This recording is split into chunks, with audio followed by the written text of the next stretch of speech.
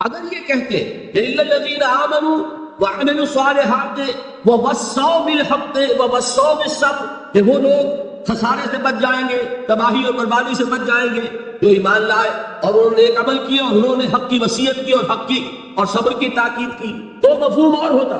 لیکن یہاں تواصع کا لفظ آئے، نہ اوصا نہ وصا، بلکہ تواصع باب تفاعل، جس میں دو مفہوم پیدا ہو گئے، ایک انتہائی تاکید کے ساتھ ایک کام کو کرنا، مبالغے کے ساتھ کرنا، پوری امکانی استطاعت کو بروئے کار لا کر کرنا، اور دوسرے آپس میں بھی کرنا، ایک دوسرے کو صبر کی تاکید کرنا، ایک دوسرے کو تلقین کرنا، ایک دوسرے کی ہمت بندھانا، ایک دوسرے کے لیے سہارا بننا، اور یہی وہ چیزیں جو جماعتی زندگی کا خاصہ ہے۔ گویا کہ مسلمانوں کو اس راستے پر چلنے کے لیے جو سورۃ العصر سامنے ہمارے کھول رہی ہے، اس پر چلنے کے لیے ضرورت ہے ایک اجتماعی زندگی میں۔ اچھا، اب آئیے صبر کے مراحل اور صبر کے درجات۔ دیکھیے، میں نے عرض کیا تھا کہ عمل کی پہلی منزل یا ہمارے دینی فرائض کی پہلی منزل کیا ہے؟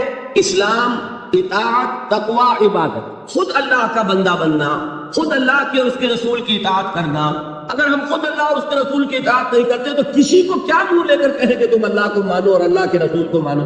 وہ پلٹ کر ہم سے نہیں کہے گا کہ دامن کو ذرا دیکھ، ذرا بندے قبا دیکھ، مجھے کیا نیکی کی تلقین کرنے آئے ہو، ذرا اپنا دامن دیکھ۔ تو پہلے ضروری ہے جو شخص دوسری منزل کی طرف جانا چاہتا ہے، پہلے وہ پہلی منزل جو ہے اس کا تو اہتمام کرے، اللہ کا بندہ بنے، اللہ کی اطاعت کرے، رسول کی اطاعت کرے، اور اللہ کا کوئی حکم نہ توڑے، پوری طرح سرنڈر کرے۔ ادخلوا فی السلم کافہ، یہ میں کل بیان کر چکا ہوں کہ یہ اسلام یا یہ عبادت یا یہ تقوی جزوی نہیں ہو سکتا، کلی ہوگا، پوری زندگی میں ہوگا، ہمہ تن ہوگا، ہمہ وقت ہوگا، ہمہ وجوہ ہوگا۔ اب اس کے ساتھ ہی ہم نے جوڑا جہاد کو، اس کے لیے 3 جہاد کرنے پڑیں گے۔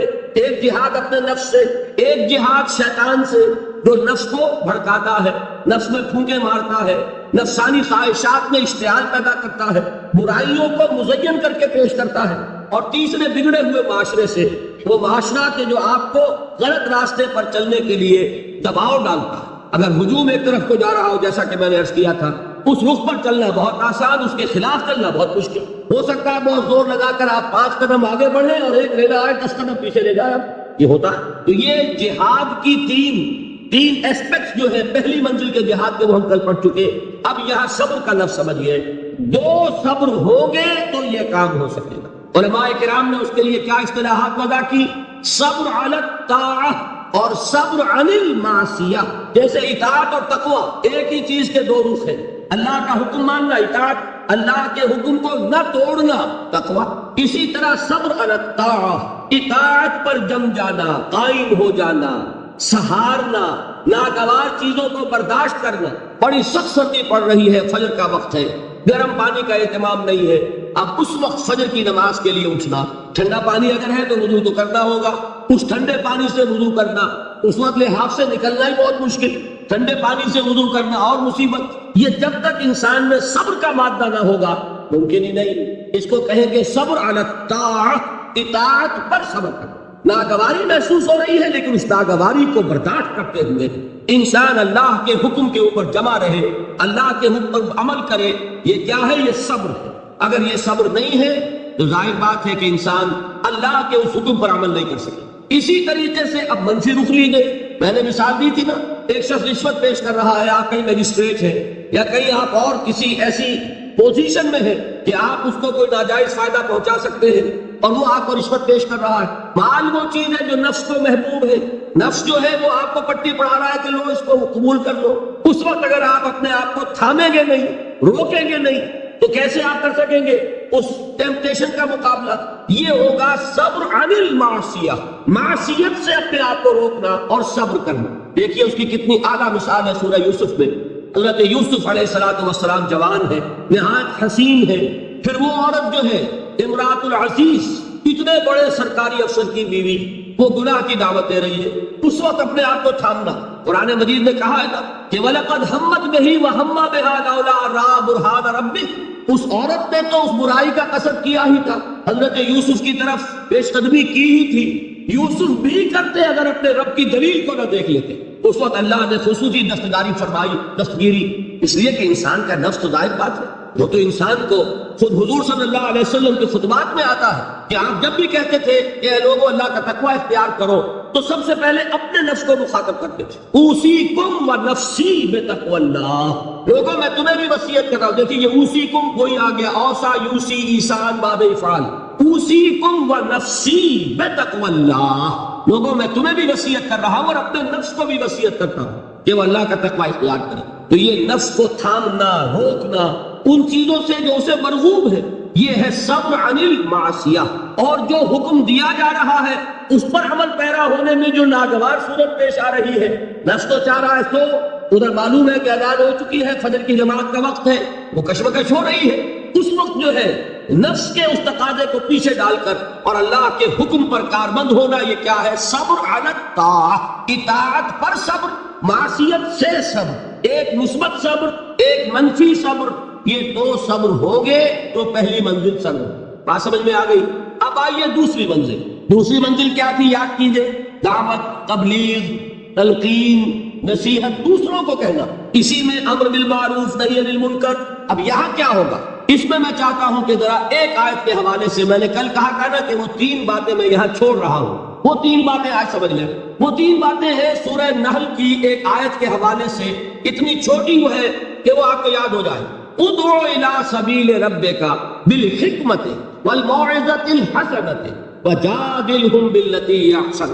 بلاؤ اپنے رب کے راستے کی طرف، دعوت دو اپنے رب کے راستے کی طرف 3 چیزوں کے ذریعے. پہلی چیز بالحکمہ، حکمت کے ساتھ، دانائی کے ساتھ، دلیل کے ساتھ، برہان کے ساتھ. دوسری چیز موعظہ حسنہ، اچھی نصیحت، خوشنما نصیحت. اور تیسری چیز وجادلہم باللتی احسن، جدال حسنہ، جھگڑا، مجادلہ، مناظرہ، لیکن وہ بھی خوبصورتی کے ساتھ. اب ان 3 چیزوں کی اہمیت تو سمجھیے. بدقسمتی سے ہمارے ہاں یہ جو 3 لیولز ہیں دعوت کے، ہم ان کو بھول گئے، اور ان میں سے ہر ایک کی جو اہمیت ہے وہ ہمارے سامنے نہیں.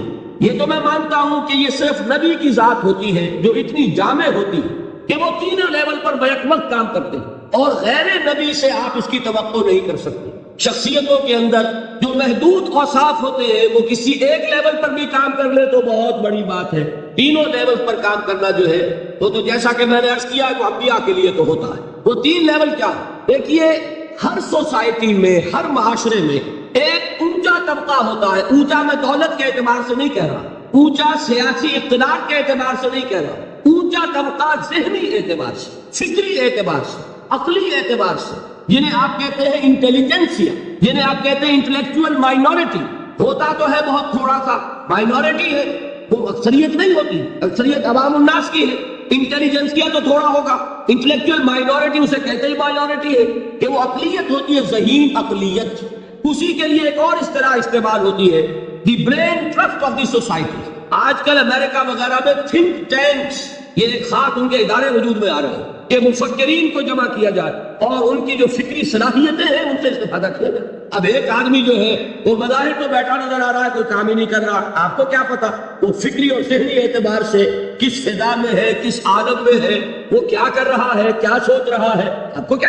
علامہ اقبال کی بات تصویریں دیکھی ہوں گی، یوں بیٹھے ہیں، معلوم ہوگا بڑا نکما آدمی ہے، یہ 66 جھکائے بیٹھا ہوا ہے. لیکن آپ کو کیا پتا کہ وہ فلسفے کی کون سی گتھیاں سلجھا رہا ہے، کون سا مسئلہ اس کے سامنے زمان و مکان کا کوئی مسئلہ ہے، علم کی ماہیت کا کوئی مسئلہ ہے، اور غلطاؤں پہ کا حصہ. اب میں کیا عرض کروں، مضمون ذرا ہٹ رہا ہے. یہی کیفیت تھی محمد رسول اللہ صلی اللہ علیہ وسلم کی ایک خاص دور میں، وحی کے آغاز سے متصل قبل اور وحی کے آغاز کے کچھ دیر بعد تک یہی تفکر، غور و فکر میں ڈوبے ہونے کی کیفیت تھی، جس میں کہ خطاب ہوا ہے کمبل میں لپٹ کر لیٹنے والے اب کھڑے ہو جاؤ، اے لحاف میں لپٹ کر لیٹنے والے اب کھڑے ہو جاؤ. یہ مزمل و مدثر کیوں کہا؟ کیونکہ جب کوئی شخص غور و فکر میں ڈوبا ہوتا، کوئی فکر ہے ذہن پر، سوچ بچار میں غرق ہے، تو وہ دوسروں سے تعلق منقطع کرتا ہے. اور عرب کا ایک خاص مزاج تھا، وہ اپنی چادر اپنے گرد لپیٹ کر یا لیٹ جاتے تھے یا بیٹھ جاتے تھے، اور چادر کو ایک ٹینٹ کی شکل میں اپنے گرد تان لیتے تھے. اب بھی ہمارے ہاں خود پاکستان میں پٹھانوں میں اس کا رواج موجود ہے. چادر کا جو استعمال کرتے ہیں اس کے بہت سے استعمالات ہوتے ہیں، جو کندھے پر چادر پڑی ہوتی ہے، ان میں سے ایک یہ بھی ہے، اس کو اپنے گرد لپیٹا اور دنیا سے منقطع کر دیا. یہ کیفیت حضور کی نہیں ہے. اسی کے لیے تو غار حرا میں جا کر آپ وہاں پر جو کرتے تھے، کیا کرتے تھے؟ ظاہر بات ہے کہ آپ کسی نبی کے امتی تو تھے نہیں کہ اس کے طریقے پر عبادت کرتے. اگر آپ نصارہ میں پیدا ہوتے تو حضرت مسیح کے بتائے ہوئے طریقے پر عبادت کرتے. اگر آپ یہود میں پیدا ہوئے ہوتے تو ان کی شریعت کے مطابق عبادت کرتے. آپ کو تو ابھی کوئی عبادت سکھائی نہیں گئی تو کیا کرتے تھے غار حرا؟ یہ ہمارے محدثین کرام نے اس کے لیے یہ الفاظ تجویز کیے ہیں کہ کان صفت و تعبدہ فی غار حرا التفکر والاعتبار. غار حرا میں آپ غور و فکر سوچ بچار کیا. یہ سوچ بچار میں اس طریقے سے اپنے آپ کو لگائے ہوئے ہونے کی کیفیت تھی جس میں آیا یا ایھا المزمل قم یا ایھا المدثر قم. اہل آپ میں لپٹ کر لیٹنے والے اب کھڑے ہو جائیں. لیکن یہ کھڑا ہونا کون سا؟ رات کا کھڑا ہونا. قم اللیل الا قلیلا نصفہ او انقص منہ قلیلا. اور مدثر میں یا ایھا المدثر قم، یہ کھڑا ہونا کون سا ہے؟ قم فانذر، یہ دن کا ہے. اب آپ خبردار کیجئے، دعوت دیجئے، اپنے رب کی تکبیر کیجئے. تو یہ در حقیقت دو حکم جو دیے گئے وہ اسی کیفیت میں. تو یہ بات جان لیجئے کہ وہ جو انٹلیکچوئل مائنورٹی ہوتی ہے بظاہر آپ کو نظر آئے گا کہ کوئی کام نہیں کر رہے، اس لیے بڑی بڑی تنخواہیں لے رہے ہیں، تھنک ٹینکس کے اندر بیٹھے ہوئے ہیں، سوچ رہے ہیں کیا کام کر رہے ہیں. یہ وہ اصل میں وہ ہوتا ہے ان کے غور و فکر کی صلاحیت کو بروئے کار لے، ایسا سازگار ماحول پیدا کرنا کہ وہ اپنی ذہانت، فطانت، سوچ بچار کی صلاحیتوں کو بھرپور طریقے پر بروئے کار لے. بہرحال یہ ہے وہ انٹلیکچوئل مائنورٹی. اس کی اہمیت کیا ہے وہ بھی جان لیں. دیکھیے میں مثال سے سمجھا دوں کہ یہ میرا وجود ہے، آپ کا وجود ہے. 2 من کا 1.5 من کا وجود ہے کہ نہیں؟ ایوریج 1.5 من کا تو ہوگا، میرا تو خیر 2 من سے بھی زائد ہے. اب اس میں ایک دماغ ہے، اس کا وزن کتنا ہوگا؟ وہ پاؤ بھر کا، 1.5 پاؤ کا، ہاتھ سر کا اتنا ہی ہوگا. لیکن سارے وجود کو کنٹرول کرتا ہے کہ نہیں؟ یہ میرا ہاتھ پکڑ سکتا ہے کسی چیز کو، لیکن کس شے کو پکڑے کس کو نہ پکڑے اس کا فیصلہ ہاتھ کر سکتا. یہ تو دماغ سے ہوگا. یہاں سے حکم آئے گا یہ سانپ ہے مت پکڑنا، اور یہاں سے آئے گا لکڑی ہے پکڑ لو اٹھا لو. پاؤں چل سکتے ہیں، کدھر چلے کدھر نہ چلے کون فیصلہ کرے؟ دماغ. یہاں سے آرڈر آتا ہے کہ چلو تو دماغ پاؤں چلنا شروع کر دیتے. زبان بولتی ہے، فیصلہ کون کرتا ہے کیا بولنا؟ دماغ. تو میرے پورے اس وجود کو کنٹرول کیا کر رہا ہے؟ دماغ. اس کی ریشو پروپورشن کیا بنے گی 2 من کے مقابلے میں آج سے؟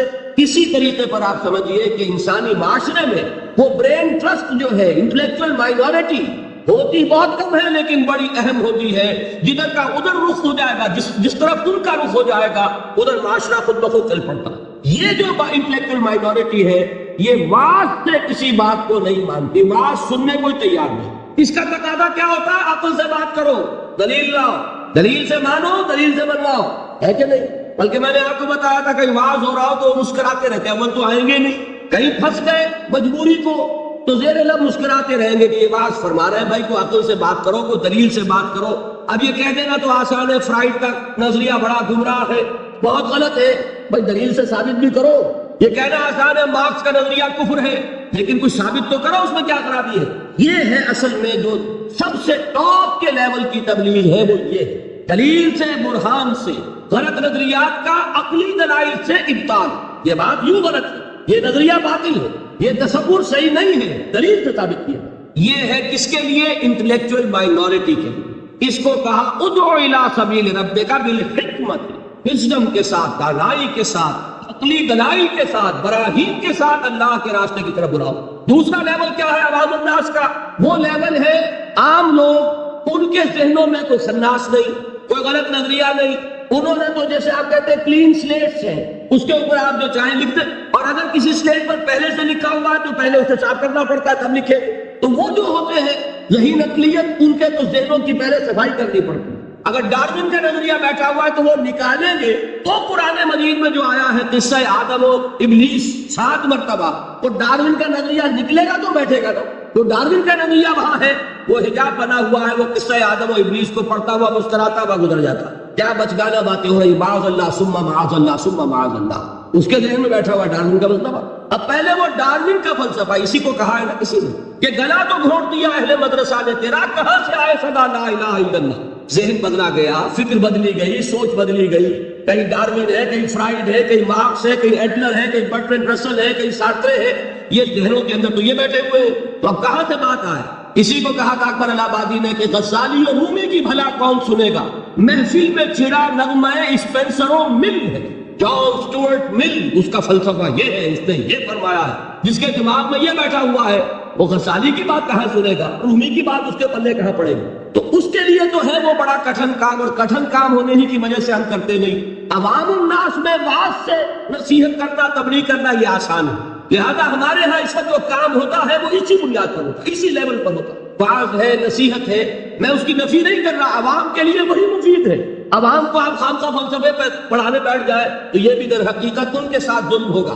کلموا الناس علی قدر عقولہم، وہ کیا ہے واعظ، اور واعظ جو ہے وہ کوئی گالی نہیں ہے، واعظ بہت ہی مفید ہے، بشرطے کے دماغ میں کوئی خناس نہ ہو، فطور نہ ہو، کوئی غلط نظریے بیٹھے ہوئے نہ ہو، تو از دل خیزت بر دل ریزت، دل سے بات نکلے گی اور دل میں جا لگے گی۔ صرف یہ ہے کہ عوام الناس ایک بات کے بارے میں جان لیجئے، بڑے حساس ہوتے ہیں۔ یہ تو چونکہ در حقیقت کوئی عقلی علمی بات نہیں ہوتی، یہ احساس ہوتا ہے۔ اگر آدمی یہ محسوس کرے کہ یہ شخص اپنی دھوس جمانا چاہ رہا ہے، یہ میرے اوپر اپنے علم کا روب جھاڑنا چاہتا ہے، تو آپ کی بات کا اثر نہیں ہوگا۔ اور اگر محسوس کرے کہ یہ میرا مخلص ہے، میرا خیر خواہ ہے، میری بھلائی کے لیے بات کر رہا ہے، اس نے کوئی دھندا نہیں بنایا ہوا، اس نے یہ پروفیشن نہیں اختیار کیا ہوا، بلکہ یہ خالصتاً لوجہ اللہ بات کہہ رہا ہے، تو وہ بات واقعتاً دل سے نکلی ہوئی بات دل میں جا کے اثر۔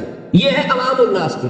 اب تیسرا لیول ہے وہ جو آپ کا معاشرہ ہے، قادیانی مبلغین بھی موجود ہے کہ نہیں، عیسائی بھی موجود ہے کہ نہیں، پاکستان میں تبلیغ ہو رہی ہے عیسائیت کی، اور ان کے اعداد و شمار پڑھیے، کتنے لوگ ہیں کہ جو عیسائی ہو گئے ہیں پاکستان بننے کے بعد، پاکستان کتنے نئے چرچ ہیں کہ جو تعمیر ہوئے پاکستان میں، پاکستان بننے کے بعد، ان کے مشنز کی رپورٹ پڑھیے، رونا آتا۔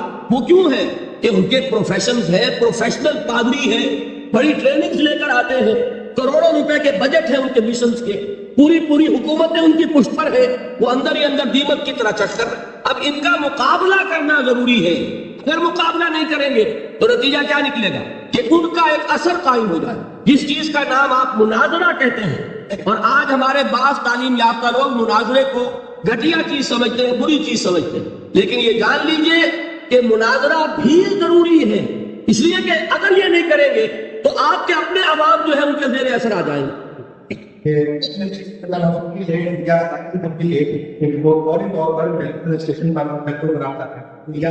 مجھے یہ یاد نہیں ہے کہ میں نے یہاں ذکر کیا یا نہیں کیا، بہرحال اگر کیا ہے تو دوبارہ کر رہا ہوں۔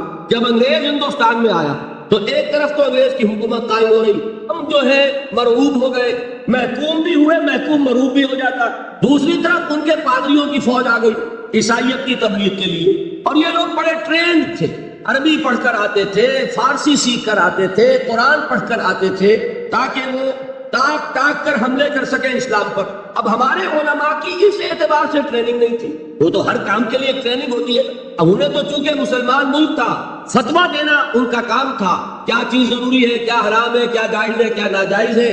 کبھی کسی عیسائی سے مناظرے کا موقع ہی پیش کیا ہے، نتیجہ یہ نکلا کہ ایک پادری فینڈر تھا جرمن، کلکتے سے چلا دلی تک پہنچ گیا، اور جس شہر میں گیا اس نے علماء کو چیلنج کیا کہ مجھ سے مناظرہ کرو، اور ہر شہر میں جس نے بھی مقابلہ کیا، مناظرہ کیا، اس نے شکست کھائی اس سے۔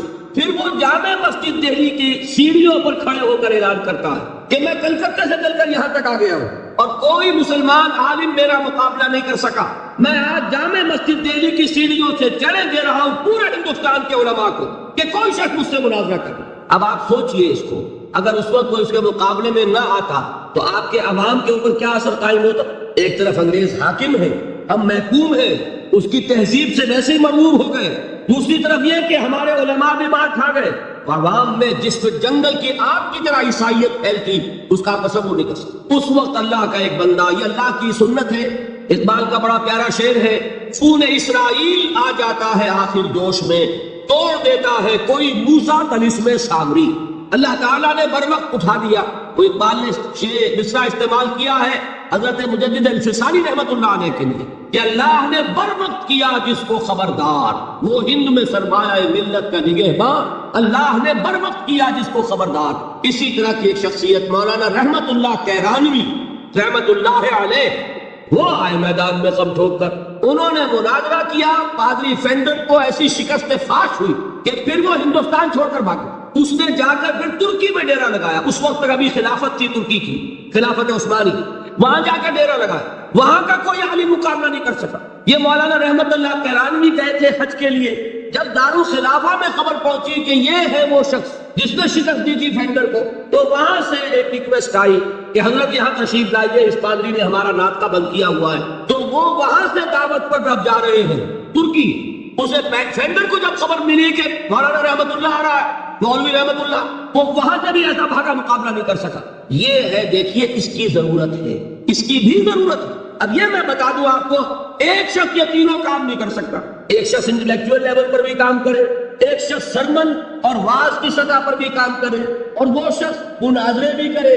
مناظرہ عیسائیوں سے کرنے کے لیے کچھ اور معلومات درکار، بائبل کو پڑھاؤ جیسے آئے تھے۔ دیدار صاحب یہ آئے کہ نہیں آئے؟ اب وہ اس وقت اللہ نے ان کو اٹھا دیا۔ ایک شخص ہے جو بائبل کے حوالوں سے پادریوں کا ناطقہ بند کیے ہوئے، غالباً آج یا کل ان کا جو مناظرہ ہوا ہے لندن میں، اس کے کیسٹ آپ کو مل جائیں گے۔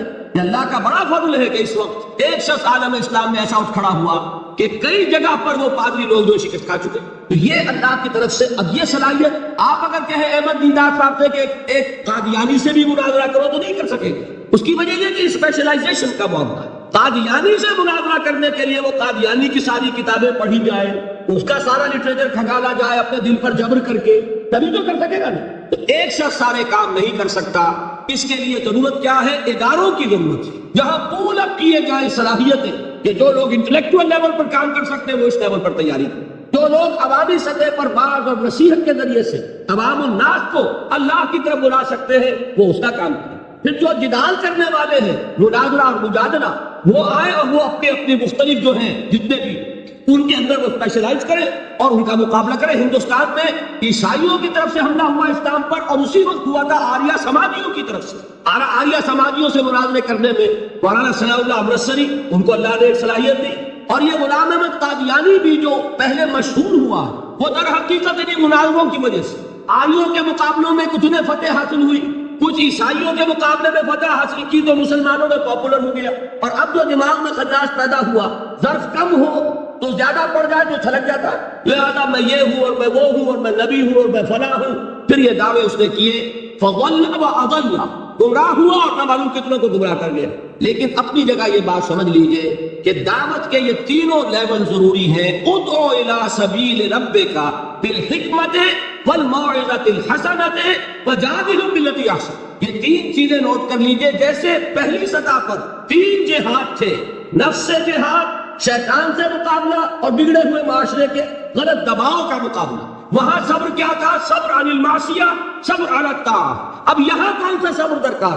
جو شخص یہ کام کرے گا اسے اپنے کیریئر کا صبر کرنا پڑے گا۔ ایک شخص میں ذہانت ہے، صلاحیت ہے، وہ کوئی بہت ہی نفع بخش کیریئر جو ہے اس نے اڈاپٹ کیا ہوا ہے، ڈاکٹر ہے، انجینئر ہے، اس میں اسے بڑی اونچی تنخواہیں مل رہی ہیں، بڑی اعلیٰ پریکٹس چل رہی ہے، لیکن وہی صلاحیت اب ادھر لگائے گا، ظاہر بات ہے وہ بساط طے ہوگی، اس میں کمی آئے گی۔ یہ کیسے ہو سکے گا اگر صبر نہ ہو؟ اگر انسان صبر نہ کر سکے، اگر انسان قربانی نہ دے سکے اپنے کیریئر کی، اپنے مفادات کی، اپنے شاندار مستقبل کی، وہی نوجوان، دیکھیے ہمیں شرم آنی چاہیے اور گردنیں ہمیں جھکا لینی چاہیے۔ قادیانیوں میں کتنے نوجوان ہیں جو اپنی زندگیاں جو ہے وقف کر دیتے ہیں، وہ زندگیاں وقف کرتے ہیں، انہیں ٹریننگ ملتی ہے، پھر وہ میدان میں آتے ہیں۔ عام آدمی کیسے کام کر لے گا؟ آپ سوچئے کہ آپ اپنے بچوں کو اس کام کے لیے وقت کرنے کے لیے تیار ہوں گے؟ ذرا بھی کوئی کھاتا پیتا انسان ہو، ذرا سی بھی اس کی کوئی حیثیت ہو، وہ کبھی سوچنے میں بھی تیار نہیں۔ بھائی چندہ لے لو، اللہ خیر صلی اللہ، جان چھوڑو، ہم اپنی اولاد کو اس کام کے لیے نہیں دے سکتے۔ یہ ہے ہمارا حق، اور یہی وجہ ہے کہ وہ دین حق جو ہے پامال ہے۔ آج ہی کوئی صاحب کہہ رہے تھے قادیانیت افریقہ میں بہت پھیل رہی ہے۔ کیوں پھیل رہی ہے؟ باطل جو ہے عیسائیت پاکستان میں پھیل رہی ہے، کیوں پھیل رہی ہے؟ آخر حکومتیں ہیں، پیسے خرچ کرتی ہیں، ان کے پادری سرد ترین ممالک کے رہنے والے لوگ گرم ترین ممالک میں آ کے زندگیاں گزارتے کہ نہیں گزارتے؟ آج تو پھر بھی ایئر کنڈیشن ہے ان کے لیے، لیکن ایک زمانہ وہ بھی تو تھا جبکہ وہ جیکب آباد میں اور کہاں پنجاب کے تھل کے صحراؤں میں وہ لوگ گئے ہیں، اس وقت ایئر کنڈیشن بھی نہیں تھے، انہوں نے وہاں جا کر کام کیے ہیں، ان گرمیوں کو جھیلا۔ تو کام تو کرنے سے ہوتا ہے، صبر کا مادہ نہیں ہوگا تو آپ کام نہیں کر سکیں گے۔ اور اسی کا ایک دوسرا رخ ہے، جب آپ دعوت حق کے لیے کھڑے ہوں گے، پہلا قدم کیا آتا ہے؟ استہزاء، تمسخر، مذاق اڑانا، جس کی میں مثال اب دینا چاہتا ہوں محمد الرسول اللہ صلی اللہ علیہ وسلم کی شخصیت سے۔ دیکھیے ہم کیا اور ہماری بساط کیا، ہم کیا مبلغ ہوں گے، کیا داعی ہوں گے، ہمارے اپنے دامن پر داغ ہوتے ہیں، لیکن یہ کہ محمد رسول اللہ کے دامن پر کوئی داغ تھا، ان کو تو سارے مکے والے الصادق الامین کہتے تھے، نہایت محبوب شخصیت تھے، ان کے لیے تو جا صادق جا الامین یہ الفاظ سننے میں آتے تھے، آنکھوں کا تارا۔ لیکن جب آپ نے دعوت اب شروع کی، اب قرآن مجید میں دیکھیے، کسی نے کہا مجنون ہو گئے، دماغ خراب ہو گیا، پاگل ہو گئے، اجی شاعر ہے، کچھ شعر دوڑ لیتے ہیں، ہم پر ڈھونک جماتے۔ کسی نے کہا ساحر ہے، کچھ جادو سیکھ لیا، یہاں تک کہ ایسے بدبخت بھی پیدا ہوئے، قرآن میں ہے ساحر کذاب، سحر کرنے والا، جادوگر، نہایت جھوٹا۔ یہ الفاظ کہے جا رہے ہیں کس کی شان میں؟ محمد الرسول اللہ صلی اللہ علیہ وسلم۔ قرآن میں نقل کیا گیا یا ایھا الذی نزل علیہ الذکر انک لمجنون۔ کبھی آپ نے اس کا ترجمہ سوچا؟ اے وہ شخص، دیکھیے تصور کیجئے، حضور جا رہے ہیں، تشریف لے جا رہے ہیں، کسی دعوت میں ہے، تبلیغ میں، یا ویسے ہی تشریف لے جا رہے ہیں، اور کوئی ایک دم گھٹا ہے لوگوں کا، ادھر سے فکرہ آتا ہے، تیر کی طرح لگتا ہے دل میں جا کر محمد کے صلی اللہ علیہ وسلم۔ اے وہ شخص جس کا یہ خیال ہے کہ اس پر کوئی ذکر نازل ہو رہا ہے، ہمارے خیال میں تو تمہارا دماغ خراب ہو گیا۔ یا ایھا الذی نزل علیہ الذکر انک لمجنون، کہا کہ نہیں؟ اور یہ نہ سمجھیے کہ حضور صلی اللہ علیہ وسلم کے قلب مبارک کو تکلیف نہیں ہوتی تھی۔ میں قرآن سے ثابت کروں گا، میں کہیں کوئی کہانیاں بیان نہیں کرنا چاہتا۔ قرآن نے کہا وَلَقَدْ نَعْلَمُ أَنَّكَ يَضِيقُ صَدْرُكَ بِمَا يَقُولُونَ۔ اے نبی ہمیں خوب معلوم ہے صلی اللہ علیہ وسلم کہ جو کچھ یہ لوگ کہہ رہے ہیں اس سے آپ کا سینہ بھجتا ہے، یہ جو گھٹن ہوتی ہے، صدمہ ہوتا ہے۔ أَنَّكَ يَضِيقُ صَدْرُكَ بِمَا يَقُولُونَ، ہمیں خوب معلوم ہے کہ جو کچھ یہ باتیں آپ کو سننی پڑ رہی ہیں، یہ کڑوی کسیلی بات، یہ جو فکریں چستور ہے، استہزاء ہو رہا ہے، تمسخر ہو رہا۔ سورہ ہجر میں ہے، ایک جگہ کھڑے ہوئے لوگ قرآن کا مذاق اڑا رہے ہیں، بھائی فلاں آیت تم لے جانا، فلاں آیت میری ہوگی، اس کے ٹکڑے کر رہے ہیں، اس کے ٹکڑے اسے بکرے کر کے قیمہ بنا کر ان آیات کا تمسخر اڑا رہے ہیں۔ ایک جگہ قرآن مجید میں مذکور ہے کہ فرشتوں کا مذاق اڑ رہا ہے۔ بھائی یہ دیکھو، محمد نے کہا ہے صلی اللہ علیہ وسلم کہ جہنم پر تو کل 19 فرشتے ہیں، علیہا 19 قرآن میں آیت نازل ہوئی۔ ایک پہلوان کہتا بھائی 10 کو تو میں سنبھال لوں گا، باقی 9 کا تم انتظار کر لو۔ یہ باتیں آ رہی ہیں حضور کے کان میں، کلام الہی کے ساتھ کیا سلوک ہو رہا ہے، مجھ پر کیا فکرے درست کیے جا رہے ہیں، مجھ پر جس طریقے سے استہزاء اور تبسخر کا رویہ اختیار کیا گیا ہے، دل بھج رہا ہے، دل میں صدمہ ہے۔ دیکھیے سورہ نون ہے، اور میرے نزدیک یہ دوسری وحی ہے جو حضور پر نازل ہوئی ہے، اس کی ابتدائی آیات، نون والقلم وما یسطرون ما انت بنعمت ربک بمجنون وان لک لاجرا غیر ممنون وانک لعلی خلق عظیم فستبصر ویبصرون بأیکم المفتون ان ربک هو یعلم بمن ضل عن سبیلہ وهو اعلم بالمہتدین۔ نون، قسم ہے قلم کی اور جو کچھ یہ لکھتے ہیں۔ اے نبی آپ اپنے رب کی نعمت سے مجنون نہیں ہیں۔ یہ کیوں کہا جا رہا ہے؟ حضور کو جو صدمہ پہنچا ہے وہی نازل ہوئی ہے دل جوئی کے لیے، تسلی کے لیے۔ آپ کیوں برا منا رہے ہیں؟ اے نبی آپ کیوں صدمہ اور رنج اور اندوہ محسوس کر رہے ہیں؟ ان بدبختوں کے کہنے سے کوئی آپ مجنون ہو جائیں گے؟ مانتا بنعمت ربک بمجنون وَإِنَّ لَكَ لَأَجْرًا غَيْرَ مَمْنُونٍ۔ آپ کو جو یہ صبر کرنا پڑ رہا ہے، آپ کو جو یہ جھیلنا پڑ رہا ہے، اس کی وجہ سے آپ کو وہ اجر ملے گا جس کا سلسلہ کبھی منقطع نہیں ہوگا۔ وَإِنَّكَ لَعَلَىٰ خُلُقٍ عَظِيمٍ، اور اے نبی آپ تو خلق عظیم کے حامل ہیں۔ آپ کا اخلاق، آپ کا کردار، آپ کی سیرت، آپ کی شخصیت میں طہارت، نفاست، پاکیزگی، آج تک دنیا میں کوئی پاگل، کوئی مجنون ایسا نہیں دیکھا۔ یہ ساری باتیں اللہ تعالیٰ حضور کی دلجوئی کے لیے فرماتے، اس سے آپ اندازہ کیجئے کہ کتنا صدمہ ہوتا ہوگا۔ یہی ہے، اس ساری چیز کو جمع کیجئے تو یہ چیز کیا ہے؟ وَاصْبِرْ عَلَىٰ مَا يَقُولُونَ وَاهْجُرْهُمْ هَجْرًا جَمِيلًا۔ صبر کرو اے نبی، صبر کرو اے محمد صلی اللہ علیہ وسلم، جھیلو اور برداشت کرو اس پر جو یہ کہہ رہے ہیں۔ اچھی طرح نوٹ کیجئے یہ بات، ذرا سیرت ہی کا سمجھ لیجئے، آج ایک بیان ہو جائے گا۔ یوں سمجھیے جب حضور نے یہ کہا کہ مجھ پر وحی نازل ہوئی، فرشتے سے ملاقات ہوئی، تو اب وہ چہنے گوئیاں شروع ہو گئی، معلوم ہوتا دماغ خراب ہو گیا۔ دیکھیے ہم نہیں کہتے تھے یہ جا کے غار حرا میں بیٹھتے ہیں، کئی کے دن رہتے ہیں، بھوکے رہتے ہیں، وہ خشکی چڑھ گئی نا۔ یہ جس طرح کی باتیں دنیا میں آج ہوتی ہیں اسی طریقہ کی باتیں ہوتی تھی۔ عتبہ ابن ربیعہ ایک مرتبہ آتا ہے، کیونکہ قریش کے بڑے لوگوں میں سے تھا، تو قریب آ کر بڑی اپنائیت کے ساتھ، بڑی شفقت کے ساتھ، بڑے بزرگانہ انداز میں کہتا ہے بھتیجے، حضور سے، بھتیجے اگر واقعی کسی بد روح کا سایہ ہو گیا ہے تم پر، وہ آسیب آ گیا ہے تو مجھے بتا دو، میرے بہت سے عاملوں سے تعلقات ہیں، میں کسی کو بلا کر یہ تمہاری بدروح دور کر دوں گا۔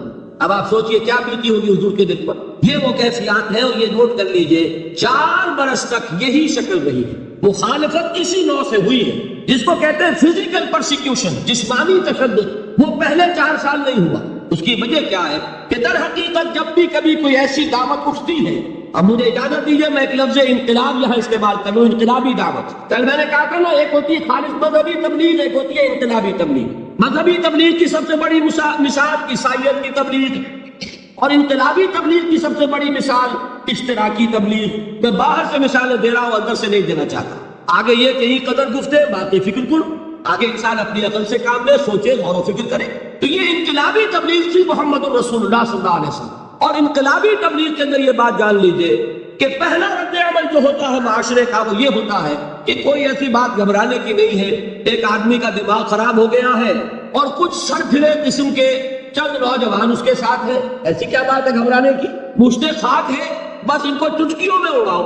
جو چٹکیوں میں اڑانا کہلاتا ہے، اسی کو قرآن مجید میں ایک اور جگہ کہا گیا ہے، یریدون لیطفئوا نور اللہ بافواہہم. یہ چاہتے ہیں کہ اللہ کے نور کو اپنے منہ سے بجھا دیں، پھونکے مار کے ہی بس. تو پہلا رد عمل جو ہوتا ہے ایک نظام کا، ایک کسی انقلابی دعوت کے خلاف، وہ رد عمل ہوتا ہے استہزاء، تمسخر، مذاق کرو. ان کو، جس کو آپ انگریزی میں کہتے ہیں ڈی مورلائز کر دو. ان کی ہمتیں جو ہے وہ ٹوٹ جائیں. ان کو اس طریقے سے، اسی کا نام ہے آج کل کی اسلام میں کیریکٹر اسیسینیشن. ان کی شخصیتیں جو ہیں ان کو داغدار کر دو، ان کا اعتبار ختم کر دو، ان کا استہزاء کرو، تمسخر کرو. اور یہ میں آپ سے عرض کر رہا ہوں اس وقت ایک گونا فخر کے ساتھ اور اللہ تعالیٰ کا شکر ادا کرتے ہوں کہ میں نے جو کام بھی کیا ہے اس وقت پاکستان میں، آپ نے اخبارات میں دیکھا ہوگا، بڑا دقیانوسی مولوی ہے. بیگمات کا رد عمل جو ہوا وہ آپ کے علم میں ہوگا. بڑے جو یہ جدید ہمارے روشن خیال قسم کے جو صحافی ہیں، اگر کہیں آپ نے پڑھا ہو جس طرح استہزاء ہوا ہے، جس طرح مذاق اڑایا گیا ہے، جو الفاظ استعمال کیے گئے ہیں، وہ میرے نزدیک بہت بڑی سند ہے جو اللہ کے ہاں جا کر پیش کروں گا کہ اللہ تیرے دین کے لیے. میں نے اپنے گھر سے کوئی بات نہیں کہی، میں نے جو بات کہی وہ جو شریعت محمدی کی بات ہے وہ کہی. اگر اپنی طرف سے کہیں ہو، کوئی اضافہ کیا ہو، تو اللہ تعالیٰ کی پھٹکار ہو مجھ پر اور لعنت ہو مجھ پر. لیکن اگر میں نے وہی کچھ کہا جو شریعت محمدی کا تقاضا ہے اور قرآن اور سنت کی بات ہے، تو پھر اگر مجھے کسی نے پاگل کہا اور کسی نے دقیانوسی کہا اور کسی نے اور فکرہ چست کیا، تو میں اس کے لیے، میں تو سمجھتا ہوں میرے لیے وہ سند ہے جو اللہ تعالیٰ کے ہاں میں جا کر پیش کروں. اور یہ جان لیجئے کہ وہی بات ہوتی ہے ہمیشہ، ہسٹری ریپیٹ سکسن. وہ بات کریں گے جو حضور نے کی تھی، وہی رد عمل سامنے آئے گا جو اس وقت آئے. اس لیے کہ یہ تو جو انسانی مزاج ہے وہ نہیں بدلا، معاشرے کا انداز نہیں بدلا. وہ جو کام ہوگا اس کا رد عمل ابتدائی وہی ہوگا. اور اس میں در حقیقت امتحان ہوتا ہے صبر کا. کیا دل شکستہ ہو کر بیٹھ رہے گا انسان؟ ہمت جواب دے جائے گی، کمر ٹوٹ جائے گی، قوت ارادی اور عزیمت جو ہے مزمحل ہو جائے گی، بھوکوں سے چراغ بجھ جائے گا. یہ جو میں نے آیت آپ کو سنائی تھی اس کا بڑی خوبصورت کے ساتھ ترجمہ کیا ہے مولانا ظفر علی ثانی کہ نور خدا ہے کفر کی حرکت پہ خندہ زن، بھوکوں سے یہ چراغ بجھایا نہ جائے گا. یریدون لیطفئوا نور اللہ بافواہہم واللہ متم نورہ ولو کرہ الکافرون. یہ چاہتے ہیں کہ اپنے منہ کی پھوکوں سے اللہ کے نور کو بجھا دیں، حالانکہ اللہ تعالیٰ تو اپنے نور کا اتمام فرما کر رہے گا، خواہ ان کافروں کو کتنا ہی ناگوار ہو. اس کی ترجمانی ہے نور خدا ہے کفر کی حرکت پہ خندقن، پھوکوں سے یہ چراغ بجھایا نہ جائے. بہرحال اس مرحلے پر میں نے آپ کو 2 صبر بتائے. صبر کس چیز سے؟ اپنا کیریئر دنیاوی جو بھی آپ حاصل کر سکتے تھے. صحیح آدمی ذہانت لگائے گا تو دین کی دعوت دے گا ایٹ دی انٹلیکچوئل لیول. اور یہ بات جان لیجئے کہ یہ چیز دنیا میں کسی کمائی کا ذریعہ نہیں بن سکتی. اسے قربانی دینی پڑے گی کیریئر کی، اپنے مفادات کی، تب کام کر سکے. عام آدمی وقت لگائے گا، صلاحیتیں سرو کرے گا، اپنی وہی اس وقت سے اور توانائی سے پیسہ بنا سکتا تھا. آج کل تو آپ کو معلوم ہے کہ بڑی سادی ہو گئی ہے یہ حساب کتاب کی بات، بہت سادہ. ایک انسکلڈ لیبرر کا 1 گھنٹہ برابر ہے اتنے روپے کی، ایک سکلڈ لیبرر کا 1 گھنٹہ برابر ہے اتنے روپے کی. تو ہر چیز کاؤنٹ کر سکتے ہیں، میئر کر سکتے ہیں. جو شخص 1 گھنٹہ لگا رہا ہے اس نے کچھ پیسہ خرچ کیا ہے، اسی وقت کو لگا کر وہ پیسہ بنا، اسی ذہانت اور صلاحیت سے وہ کمائی کرتا. ادھر لگایا تو وہ جو کمی ہو رہی ہے اس کو برداشت کرنا، اس کو جھیلنا اور خوش دلی سے برداشت کرنا. یہ سمجھنا کہ در حقیقت یہ سب کچھ کیا ہے کہ اللہ تعالیٰ کے ہاں اس کا جو ثواب ملے گا.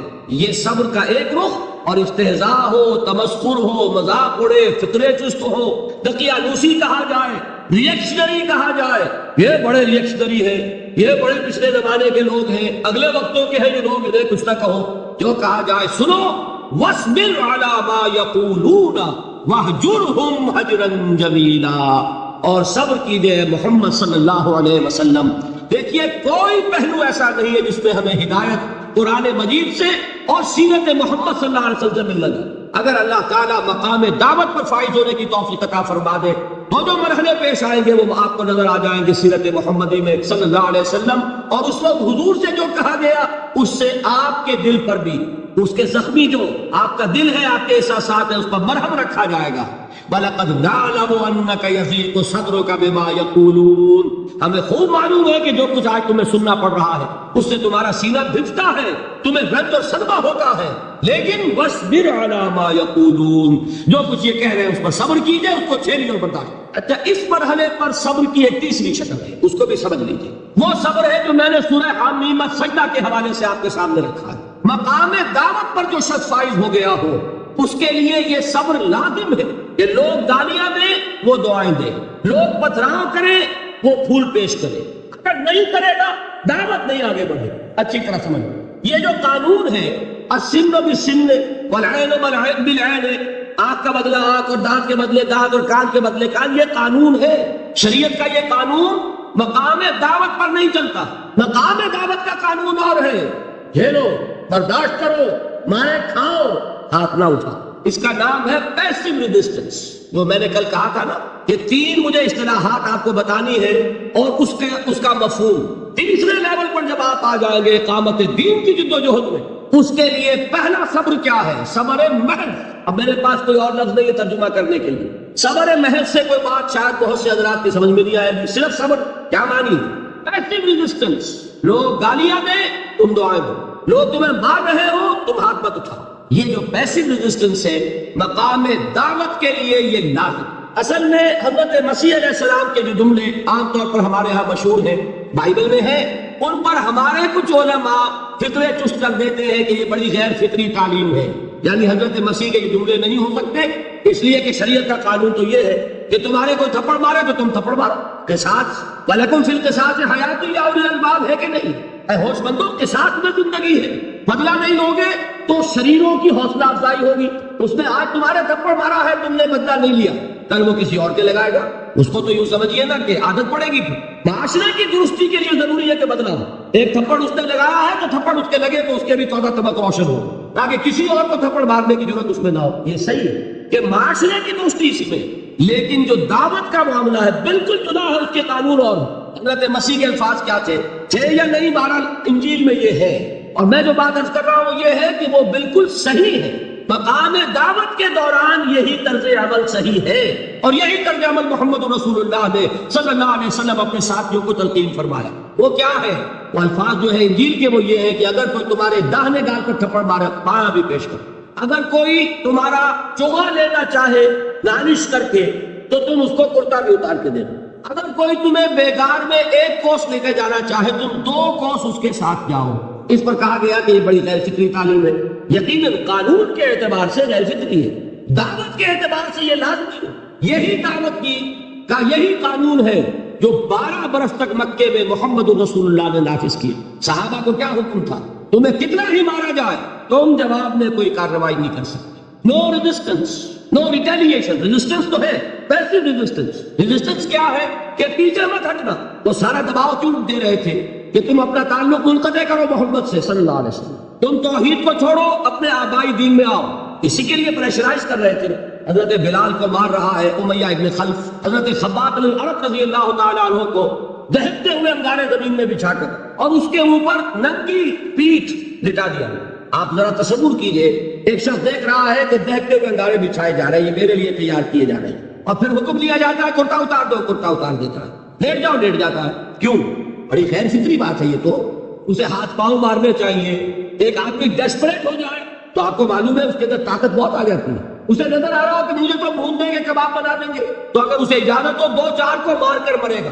اجازت نہیں، محمد نے ہاتھ باندھ دیے صلی اللہ علیہ وسلم، تمہیں اجازت نہیں ہاتھ اٹھانے۔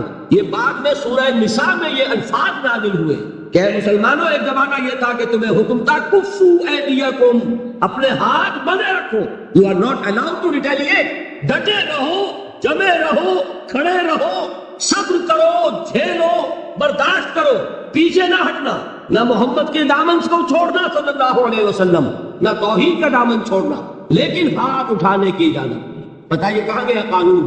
قانون تو یہ ہے کہ بدلا لو، لیکن وہ قانون تو اس وقت نافذ ہوگا جب انقلاب آ جائے گا، اسلامی حکومت قائم ہو جائے گی، تب آئے گا نا قانون. ابھی مرحلہ ہے انقلابی عمل کا، ابھی تو انقلاب لانا ہے، اسلامی حکومت قائم کرنی ہے. اس پروسیس کے تقاضے کچھ اور ہے. اس میں جو پہلا مرحلہ ہے وہ پیسو ریزسٹنس کا ہے، صبر. یہی وجہ دیکھیے مکی صورتوں میں خود نبی اکرم صلی اللہ علیہ وسلم کو اتنے مختلف پیراؤں میں صبر کا حکم دیا گیا. کچھ مثالیں میں دے چکا ہوں. بولے رب کا فصبر، اسی طریقے سے وَاصْبِرْ كَمَا صَبَرَ أُولُو الْعَزْمِ مِنَ الرُّسُلِ، اے نبی صبر کیجئے جیسے کہ صبر کیا ہمارے اولو العزم رسولوں نے. وَاصْبِرْ وَمَا صَبْرُكَ إِلَّا بِاللَّهِ، اے نبی صبر کیجئے اور آپ کا صبر تو اللہ ہی کے سہارے ہے. وَاصْبِرْ لِحُكْمِ رَبِّكَ، یہ سورہ نون جس کی ابتدائی آیات میں نے آپ کو سنائی، نون والقلم وما يسطرون ما انت بنعمت ربك بمجنون. اس کا اختتام کیا ہوتا ہے؟ وَاصْبِرْ لِحُكْمِ رَبِّكَ وَلَا تَكُنْ كَصَاحِبِ الْحُوتِ إِذْ نَادَىٰ وَهُوَ مَكْظُومٌ. اے نبی صبر کیجئے، اپنے رب کے فیصلے کا انتظار کیجئے اور اس مچھلی والے کے مانند نہ ہو جائیے. مچھلی والا کون؟ حضرت یونس علیہ السلام. مچھلی والے نے اپنے دینی حمیت اور غیرت جو تھی اس کی وجہ سے اللہ کے حکم کا انتظار نہیں کیا، اپنے قوم کو چھوڑ کر چل گئے. نبی کا، رسول کا یہ معاملہ ہوتا ہے. جیسے کہ آپ کو معلوم ہے کوئی افسر ہے کسی حکومت کا، وہ اپنی پلیس آف ڈیوٹی کو نہیں چھوڑ سکتا. He must stick to his place of duty.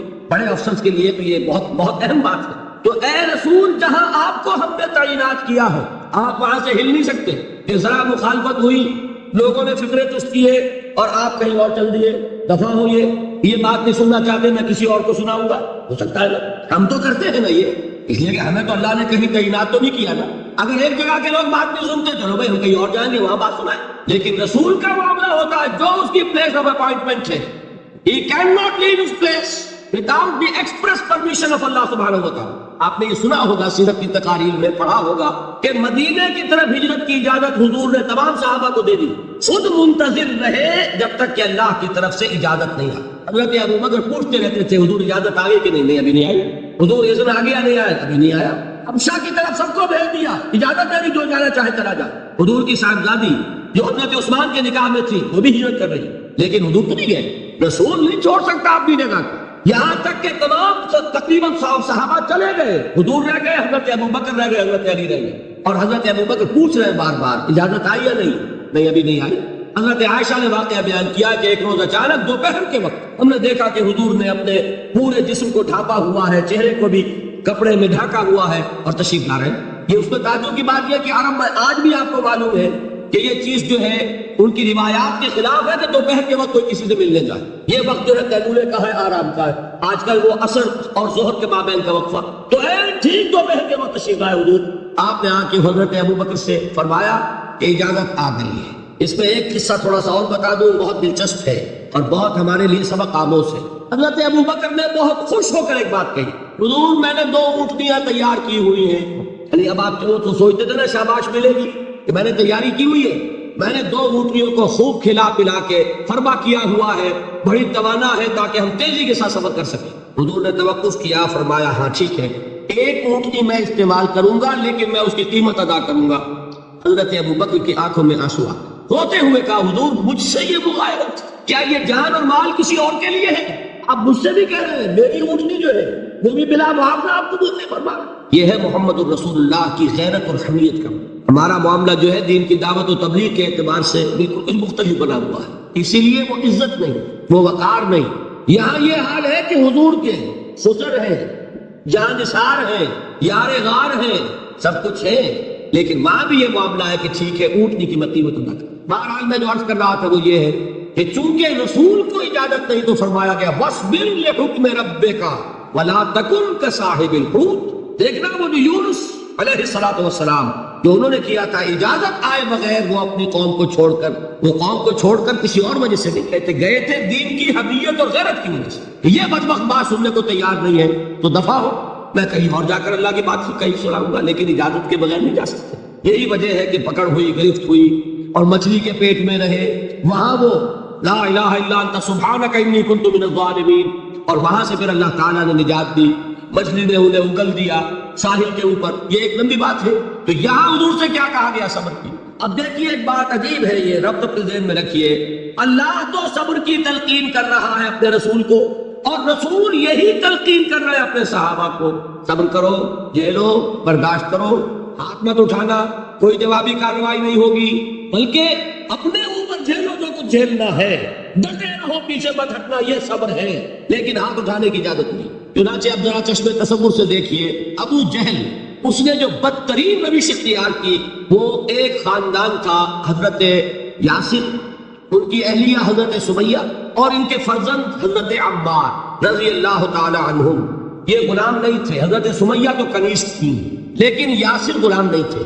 ان کی کہانی یہ ہے، واقعہ یہ ہے کہ یہ بہت نیک آدمی تھے یاسر، یمن کے باشندے۔ انہیں کو خواب میں بشارت ہوئی کہ نبی کا ظہور ہونے والا ہے مکے میں، جاؤ، شاید ان کے قدموں تک پہنچ جاؤ۔ جیسے حضرت سلمان فارسی کی بات میں نے آپ کو بتائی، وہ تو خواب کی بشارت نہیں تھی، وہ ان کے غور و فکر کا معاملہ تھا۔ انہوں نے وہ جو آگ کی پوجا پاٹ ہے اس کو چھوڑا اور سفر کیا، اور پھر انہیں خبر دی ایک راہب نے کہ کھجوروں کی سرزمین میں آخری نبی کا ظہور ہونے والا ہے، جاؤ، شاید قسمت یابی کرے۔ انہیں خواب آیا تھا، یہ یمن سے ترک وطن کر کے مکے آ گئے۔ ابو جہل کا ایک چچا تھا، بہت شریف النفس انسان، اس کے ساتھ معاہدہ کیا حلیف بن کر، اور وہ مکے میں رہنے لگے۔ اس لیے کہ نوٹ کر لیجئے، مکہ اس وقت ایک قبیلے کا شہر تھا، صرف قریش، یا قرشی رہ سکتا تھا وہاں، یا قرشی کا حلیف۔ اگر کسی کے ساتھ اس کی، جیسے آپ کو معلوم ہے یہاں کاروبار وغیرہ کرنے میں سعودی عرب میں شراکت جو ہے وہ کسی لوکل سعودی کے ساتھ ہوگی تو آپ کر سکتے ہیں، وہ کفیل ہے، ورنہ آپ کچھ نہیں کر سکتے۔ اسی طرح کی بات وہاں تھی کہ اگر تو کسی قرشی نے آپ کو امان دی ہوئی ہے تو آپ رہ سکتے ہیں مکے میں، ورنہ نہیں۔ یا تیسرے قرشی کا غلام تو ملکیت ہے اس کی، جیسے بھیڑ بکری ہے کسی قرشی کی، اسی طرح اس کے غلام ہے۔ یہ تین کیٹیگریز تھی انسانوں کی مکے میں۔ اسی کو نوٹ کیجئے کہ جو بیچارے غلام تھے وہ سب سے زیادہ ستائے گئے، اس لیے کہ غلاموں کے تو حقوق ہی کوئی نہیں تھے۔ ان کو تو اگر کوئی شخص اپنے غلام کو ذبح کر دیتا تھا تو بھی کوئی پوچھنے والا نہیں۔ بالکل ایسے ہی ہے نا، آپ کی بکری آپ نے ذبح کی، گوشت کھا لیا، کوئی آپ سے کوئی پوچھ سکتا ہے؟ جب ملکیت ہے، آپ کی بکری آپ کی تھی، آپ نے ذبح کر دی، غلام آپ کی ملکیت تھا، آپ نے ختم کر دیا، کوئی اس میں جرم نہیں، کوئی باس پرس نہیں۔ یہ تھا حال غلاموں کا۔ بلال غلام تھے، ابو فقی غلام تھے، سنیرا ایک کنیز تھی۔ ان کو جو مارے پڑی ہیں اس کا آپ کو معلوم ہے۔ حضرت بلال کے ساتھ جو کچھ سمیہ ابن خلف نے کیا، کہ جس طریقے سے کہ حیوانوں کی لاشیں جو ہے کھینچ کر گھسیٹ کر لے جائی جاتی ہیں، ان کی گردن میں رسی ڈال کر گھسیٹتے، اسی طریقے سے حضرت بلال کے گردن میں رسی ڈال کر پھر دوپہر کے وقت مکے کی سنگلاخ گلیوں کے اندر گھسیٹا جاتا، نیچے زمین جل رہی ہے توے کی طرح، اور ویسا بھی ہوتا تھا کہ چک لٹا دیا، اوپر سے وہ آگ مکے کا کہ سورج جو ہے ذرا نوٹ کیجئے، آگ پر سارا نیچے زمین توے کی طرح جل رہی، اور ایک بھاری سل بھی لا کر جو ہے سر پر رکھ دی، چھاتی پر رکھ دی گئی ہے کہ آواز نہیں نکل رہی، جھاگ نکل رہے منہ سے، لیکن اس حال میں بھی احد احد احد، ایک اللہ، قل هو اللہ احد الفاظ نکلے۔ یہ ہے وہ صبر، یہ ہے وہ صبر، صبر علی الابتلاء، صبر علی الایذاء۔ یہ ابتلاء اور ایذاء پر صبر ہے، یہ لو برداشت کرو، تو توحید پر قائم رہو، محمد کی رسالت کے اقرار کرتے رہو صلی اللہ علیہ وسلم، لیکن ہاتھ نہیں اٹھانا۔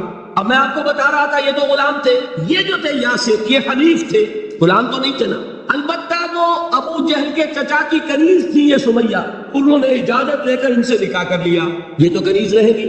بیٹا جو ہوا وہ بھی ایک طرح سے جب کنیز زیادہ ہے تو غلام ہو گیا، عمار ابن یاسر۔ وہ جو شخص تھا بہت شریف النفس ابو جہل کا چچا، وہ مر گیا، اب ابو جہل جو ہے اس خاندان کا سربراہ ہے، لہذا یہ تینوں جو افراد ہیں وہ اس کے رحم و کرم پر ہے۔ یاسر کو بھی پروٹیکشن اگر ہے تو ابو جہل کی ہے، ابو جہل جو چاہے کرے، اور سمیہ تو کنیز ہے ہی، اس کا تو کوئی حق ہے نہیں، جو چاہے کرے، اور عمار ان دونوں کا بیٹا ہے، لہذا بدترین معاملہ کیا ابو جہل نے ان تین افراد کے ساتھ۔ حضرت سمیہ کے ساتھ جو کچھ کیا گیا ہے آپ اس کا تصور نہیں کر سکتے۔ بالآخر جو شہید کیا ہے حضرت سمیہ کو، ایذائیں دے دے کے، سسکا کے، ان کے جسم کے نازک حصوں کو جلا کے، داغ دے کر، کہتا کیا تھا، ایک دفعہ کہہ دو کہ میرا جو یہ بت ہے یہ بھی الہ ہے، مان لو میں چھوڑ دوں گا، کسی طریقے سے ایک دفعہ کہہ دو پھر میں چھوڑ دوں. لیکن یہ میاں بیوی حضرت یاسر اور حضرت سمیہ رضی اللہ تعالی عنہما، یہ ہے ثبات، یہ ہے صبر، یہ ہے استقلال. ایک مرتبہ بھی کہنے کے لیے تیار نہیں، جو چاہو کر لو، اب ہم تو اس سے پیچھے نہیں ہٹے. تنگ آ کر اس نے حضرت سمیہ کی تو شرمگاہ میں برچھا مارا اور شہید کیا. حضرت یاسر کے بارے میں ایک روایت یہ ہے، ستا کے تنگ کر کے آخر کار جو ختم کیا، انہیں شہید کیا کس طرح؟ 4 سانڈ اونٹ جوان، ان سے رسے باندھے، ایک رسے سے ایک بازو باندھا، دوسرے سے دوسرا بازو باندھا، تیسرے سے ایک ٹانگ باندھی، چوتھے سے دوسری ٹانگ باندھی، اور چاروں کو دوڑایا ہے کہ جسم کے اوپر سے اٹھ گئے. اس حال میں کیا ہو رہا تھا وہ میں بتا رہا ہوں کہ اللہ تو تاکید کر رہا ہے اپنے نبی کو اس میں، وَلِرَبِّكَ فَاصْبِرْ وَاصْبِرْ عَلَىٰ مَا يَقُولُونَ وَاصْبِرْ وَمَا صَبْرُكَ إِلَّا بِاللَّهِ وَاصْبِرْ لِحُكْمِ رَبِّكَ وَلَا تَكُنْ كَصَاحِبِ الْحُوتِ. اس وقت سامنے سے حضور گزرتے تھے جبکہ آل یاسر کے ساتھ یہ معاملہ ہو رہا ہے. کیا فرماتے تھے؟ اصبروا یا آل یاسر فَإِنَّ مَوْعِدَكُمُ الْجَنَّةُ. اے یاسر کے گھر والوں صبر کرو، جھیلو، اس لیے کہ تمہارے وعدے کی جگہ جنت ہے. اللہ تعالیٰ ادھر آنکھ بند ہوگی ادھر جنت میں تمہارا داخلہ ہو جائے. یہ ہے تواصوا بالصبر والعصر ان الانسان لفی خسر. یہ تواصوا بالصبر پر کون عمل کر رہا ہے؟ محمد الرسول اللہ صلی اللہ علیہ وسلم.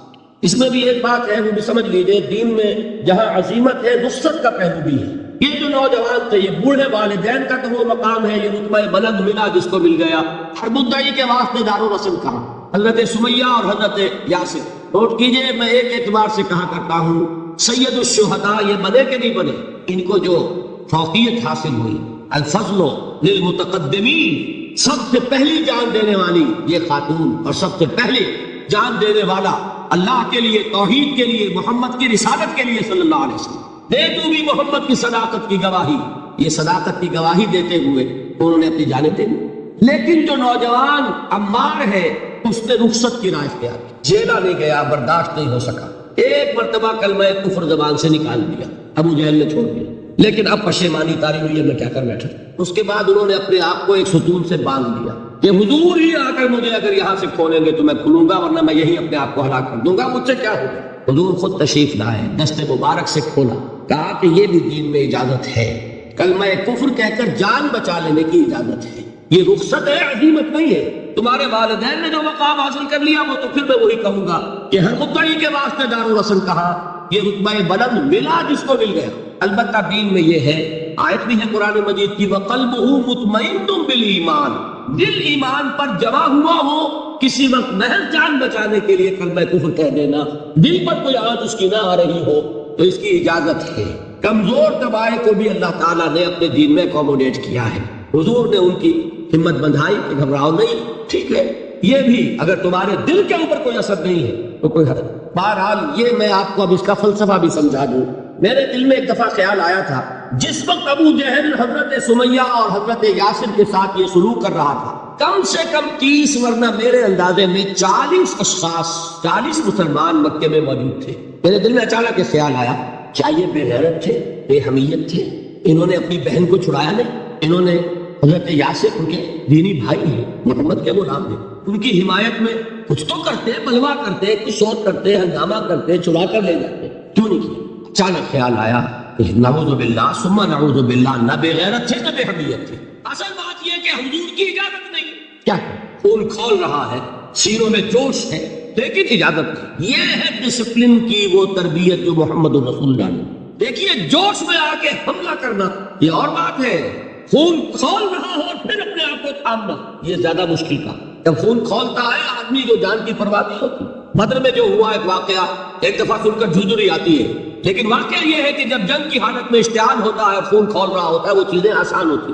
وہ جو 2 ٹین ایجرز تھے، نوجوان، جنہوں نے ابو جہل کو ہلاک کیا ہے، حضرت معاذ اور حضرت معوذ انصاری، 2 نوجوان، ان میں سے ایک کا واقعہ آتا ہے کہ ان کے ایک شانے کے اوپر تلوار کا وار پڑا، پورا شانہ کٹ گیا، بازو علیحدہ ہو گیا تقریباً، لیکن کوئی ایک تسمار لگا رہ گیا، کوئی ایک ٹینڈن ہوگا، وہ جو ہوتا ہے سخت سا سفید سا، وہ کوئی لگا ہوا ہے.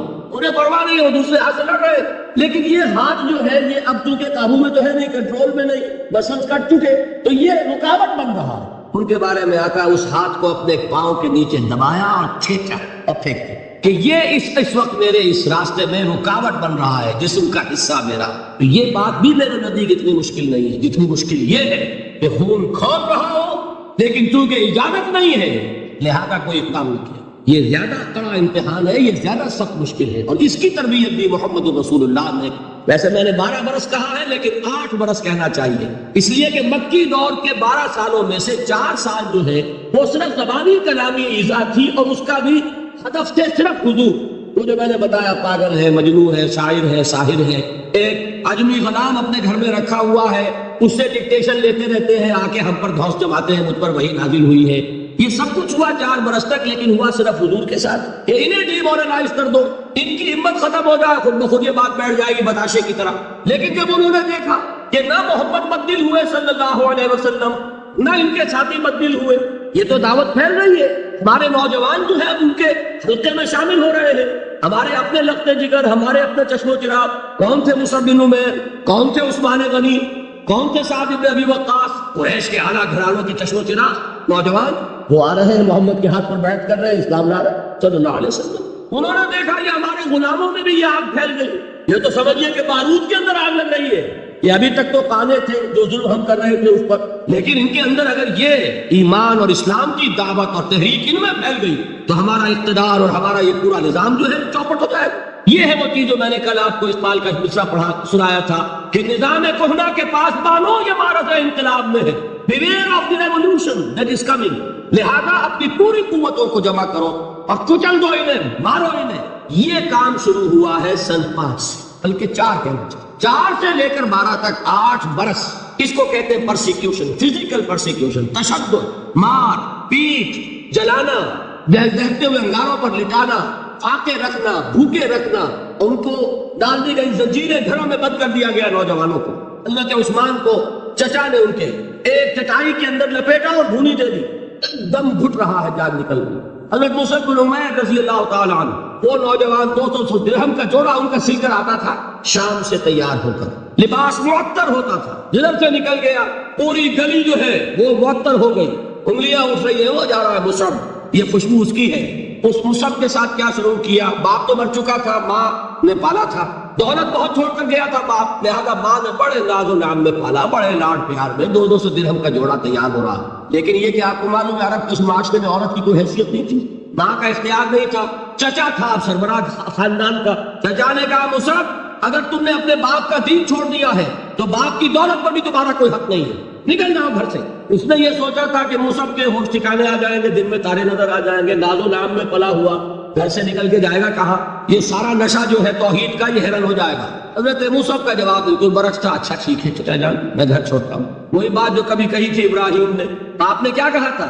آجرنی ملیا، جاؤ چلے جاؤ، دفع ہو جاؤ میری نگاہوں سے۔ حضرت ابراہیم نے کیا جواب دیا تھا؟ سلام علیک ساستغفر لک ربی انہ کان بی حفیظ۔ اچھا باجان آپ کا حکم یہی ہے تو میں چلتا ہوں، آپ پر سلامتی ہو، میرا رب مجھ پر بڑا مہربان ہے، میں اس سے آپ کے لیے استغفار کروں، چل دیے۔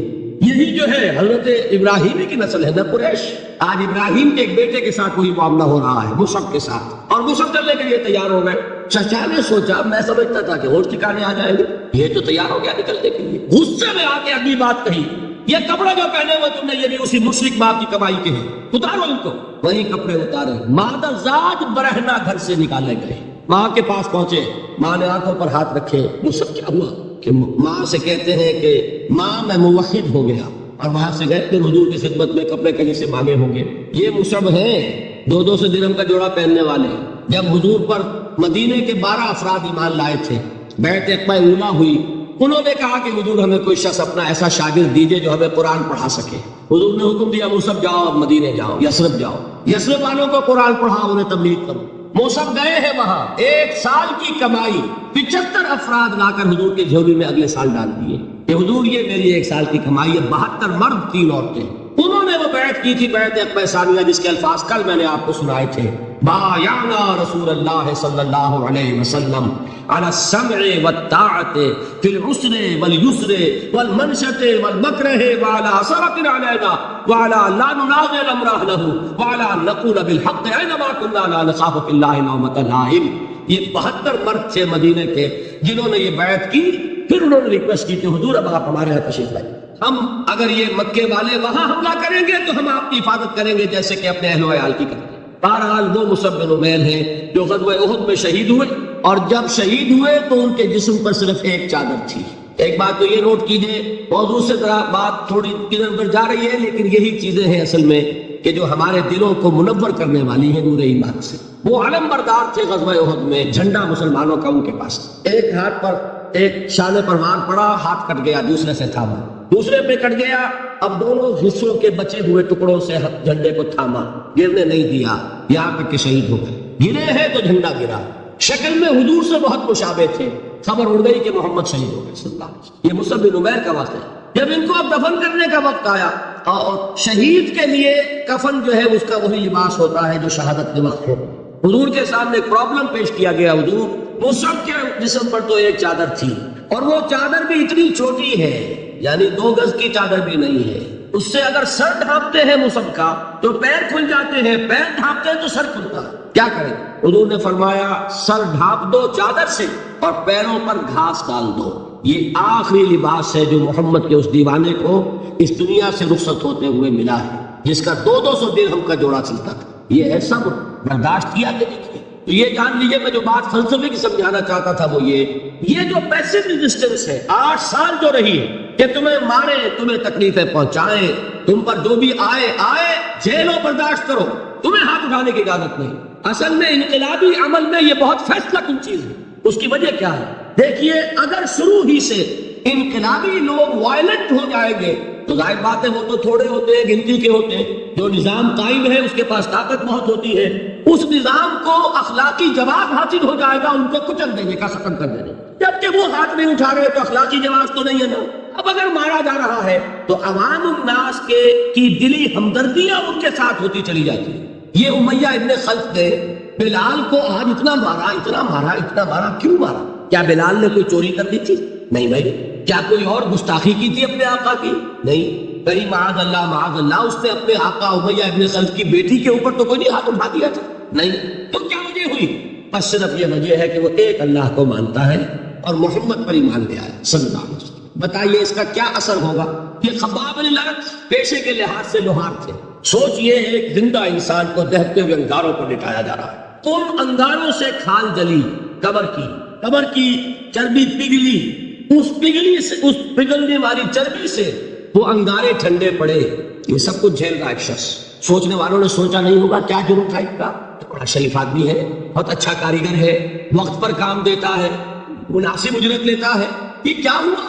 یہ کوئی جرم نہیں، جرم صرف ایک ہے، ایک اللہ کو مانتا ہے اور محمد کے دامن سے وابستہ ہے۔ آپ سوچئے، دیکھیے ایک لفظ ہم بولا کرتے ہیں سائلنٹ میجورٹی۔ واقعہ یہ ہے کہ کسی بھی معاشرے میں میجورٹی ہمیشہ سائلنٹ رہتی ہے، وہ سائلنٹ اسپیکٹیٹر ہوتی ہے، دیکھتی رہتی ہے کیا ہو رہا ہے، لیکن سائلنٹ میجورٹی سائلنٹ ہوتی ہے، اندھی بہری تو نہیں ہوتی، دیکھتی تو ہے کہ کیا ہو رہا ہے، سن تو رہی ہے کہ کیا چرچے ہیں۔ جب وہ دیکھتے ہیں کہ کچھ شریف لوگ ہیں، بڑے ہی اعلیٰ اخلاق والے لوگ ہیں، ان پر تشدد ہو رہا ہے، انہیں مارا جا رہا ہے، انہیں ستایا جا رہا ہے، ان پر کوڑے برس رہے ہیں، انہیں دہتے ہوئے انگاروں پر لٹایا جا رہا ہے، ان کا کوئی جرم نہیں، کوئی ان کی خطا نہیں، سوائے اس کے کہ ایک اللہ کو مانتے ہیں، انہوں نے کسی کو نقصان نہیں پہنچایا، انہوں نے کسی کا بال بیکا نہیں کیا، انہوں نے کسی پر دسترازی نہیں کی، دو دعائیں دے رہے ہیں انہوں نے۔ اس کا نتیجہ کیا نکلتا ہے؟ اندر ہی اندر سائلنٹ میجورٹی کنورٹ ہوتی ہے، وہ جرات تو نہیں ہوتی کہ بڑبڑا اعلان کریں، لیکن دل ان کے بدل رہے ہیں۔ اور آپ کو معلوم ہے ایک مصرع بڑا پیارا ہے، جو دل ان کو فتح کر لے وہی فاتح زمانہ۔ یہ دل فتح ہو رہے تھے اس وقت، یہ 8 برس میں محمد نے صلی اللہ علیہ وسلم قریش کے دل فتح، چاہے وہ ایمان نہیں لائے، لیکن اندر سے انہیں نظر آ رہا تھا کہ کون کیا ہے۔ یہ ہے پیسو ریزسٹنس، یہ ہے صبر محض۔ انقلابی عمل میں، اقامت دین کی جد و جہد میں پہلا مرحلہ یہ ہے صبر۔ دوسرا مرحلہ کیا ہے؟